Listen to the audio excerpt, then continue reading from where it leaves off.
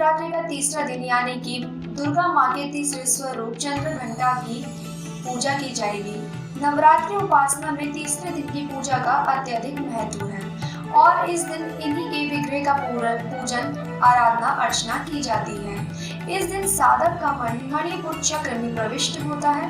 माँ चंद्रघंटा की कृपा से अलौकिक वस्तुओं के दर्शन होते हैं, दिव्य सुगंधियों का अनुभव होता है, विभिन्न प्रकार की दिव्य ध्वनियां सुनाई देती हैं। ये क्षण साधक के लिए अत्यंत सावधान रहने के होते हैं। माँ का स्वरूप परम शांतिदायक और कल्याणकारी है। इनके मस्तक में घंटे का आकार का अर्धचंद्र है, इसी कारण से इन्हें चंद्रघंटा देवी कहा जाता है। उनके शरीर का रंग स्वर्ण के समान चमकीला और पवित्र है। इनके 10 हाथ हैं। इनके 10 हाथों में खंडक आदि शस्त्र तथा बाण आदि अस्त्र विभूषित है। इनका वाहन सिंह है। इनकी मुद्रा युद्ध के लिए उद्यत रहने की होती है।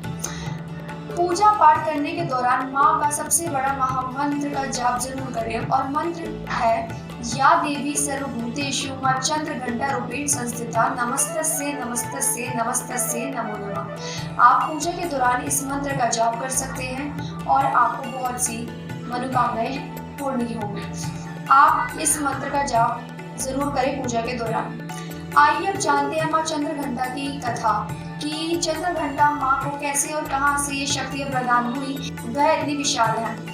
देवता और असुरों के बीच लंबे युद्ध का समय चल रहा था। देवता और असुरों के बीच लंबे समय तक युद्ध चल रहा था। असुरों का स्वामी महिषासुर था और देवताओं के स्वामी इंद्र थे। महिषासुर ने देवताओं पर विजय प्राप्त कर इंद्र का सिंहासन हासिल कर लिया था और स्वर्ग लोक पर राज करने लगा। इसे देखकर सभी देवतागण परेशान हो गए और इस समस्या से निकलने का उपाय जानने के लिए त्रिदेव यानी कि ब्रह्मा विष्णु महेश के पास गए। देवताओं ने बताया कि महिषासुर ने इंद्र चंद्र सूर्य वायु और अन्य देवताओं के सभी अधिकार छीन लिए और उन्हें बंधक बनाकर स्वयं स्वर्ण लोक का राजा बन गया है। देवताओं ने बताया कि महिषासुर के अत्याचार के कारण अब देवता पृथ्वी पर विचरण कर रहे हैं और स्वर्ग में उनके लिए कोई स्थान नहीं है। यह सुनकर ब्रह्मा विष्णु और भगवान शंकर को अत्यधिक क्रोध आया। क्रोध के कारण तीनों के मुख से ऊर्जा उत्पन्न हुई। देवताओं के शरीर से निकली ऊर्जा भी उस ऊर्जा में जाकर मिल गई। यह 10 दिशाओं में व्याप्त होने लगी। तभी वहां एक देवी का अवतरण हुआ। भगवान शंकर ने देवी को त्रिशूल और भगवान विष्णु ने चक्र प्रदान किए। इसी प्रकार अन्य देवी देवताओं ने भी माता के हाथों में अस्त्र शस्त्र सजा दिए। इंद्र ने भी अपना वज्र और ऐरावत हाथी ने उतरकर एक घंटा दिया। सूर्य ने अपना तेज और तलवार दिया और सवारी के लिए शेर दिया। अब महिषासुर से युद्ध के लिए पूरी तरह से तैयार थे। उनका विशालकाय रूप देखकर महिषासुर ये समझ गया कि अब उसका काल आ गया है, अब उसकी मौत निश्चित है। महिषासुर ने अपनी सेना को देवी पर हमला करने को कहा। अन्य दैत्य और दानवों के दल भी युद्ध में कूद पड़े।